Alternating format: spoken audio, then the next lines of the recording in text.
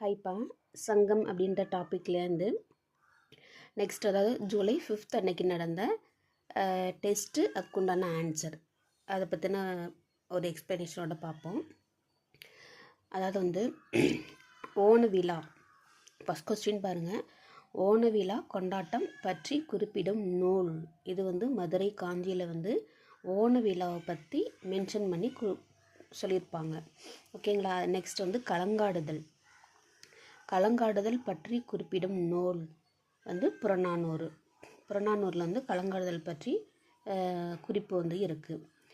Next Tolkappiyar சுட்டும் போர் வகைகள். மொத்தம் 4 வகைகளாக தொல்காப்பியர் சொல்லியிருப்பார். வெச்சி, வஞ்சி, ஒலிங்கை, தும்பை. இந்த 4 வகையான போர்களை சொல்லியிருப்பார் தொல்காப்பியர். நெக்ஸ்ட் நடுக்கல் எழுதும் பழக்கம் பாலை பகுதியில் ஏற்பட்டது. இந்த நடுக்கல் ஹீரோ ஸ்டோன் சொல்லுவோம் பார்த்தீங்களா.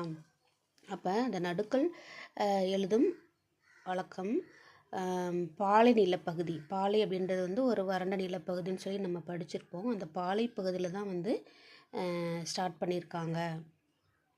நெக்ஸ்ட்டு 5th கொஸ்டின் பாருங்கள். அதிகாலை துயில் எழுதல் பற்றி எந்தெந்த நூல்கள் குறிப்பிட்டிருக்கிறாங்க அப்படின்னா, பரிபாடல்லையும் மதுரை காஞ்சிலையும் இதை பற்றின குறிப்புகள் சொல்லியிருக்கிறாங்க. அதிகாலையில் துயில் எழுதல் பற்றி. நெக்ஸ்ட் ஆயக்கலைகள் 64 பற்றி குறிப்பிடக்கூடிய நூல் எதுனா மணிமேகலை. மணிமேகலையில் இந்த ஆயக்கலைகளை பற்றின குறிப்புகள் இருக்குது. மாதவியை ஒரு நாட்டிய மங்கை தானே. 11 வகையான ஆடல் அவங்க சொல்லியிருப்பாங்க. மாதவிக்கு 11 வகையான ஆடல் அதை பற்றி அந்த மணிமேகலையில் இருக்கும். உண்மையான நட்பு பற்றிய ஒத்த கருத்து திருக்குறளும் பெருங்கதையும் குறிப்பிடுகிறது. உண்மையான நட்பு அதை பற்றின ஒரு ஒத்த கருத்து திருக்குறள்லையும் பெருங்கதையிலையும் சொல்லியிருக்கிறாங்க.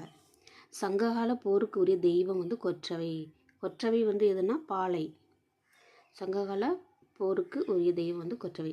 இளம் வயதிலேயே அரச பதவிக்கு வந்தவர்களுக்கு சிறந்த எடுத்துக்காட்டு. சின்ன வயசுலேயே இவங்கெல்லாம் ஒரு அரச பதவிக்கு வந்திருப்பாங்க. இவங்க இதுக்கு எக்ஸாம்பிளாக யார் சொல்கிறாங்கன்னா கரிகாலன். இன்னொருத்தவங்க யாருன்னு கேட்டிருக்கிறாங்க, தலையாலங்கானத்து நெடுஞ்செழியன். இவங்க 2 பேருமே ரொம்ப சின்ன வயசுலேயே அரசு பதவிக்கு வந்திருக்கிறாங்க. நெக்ஸ்ட் 12 மரக்கால் சேர்ந்தது ஒரு களம். இந்த மாதிரியான கொஸ்டின்லாம் நீங்கள் தனியாக தமிழுக்குன்னு சொல்லிட்டு ஒரு நோட் போட்டு இது மாதிரி எழுதி வைங்க. அப்போ உங்களுக்கு ஒரு லாஸ்ட் ரிவிஷனுக்கு ரொம்பவே ஹெல்ப்ஃபுல்லாக இருக்கும். தேங்க்யூ.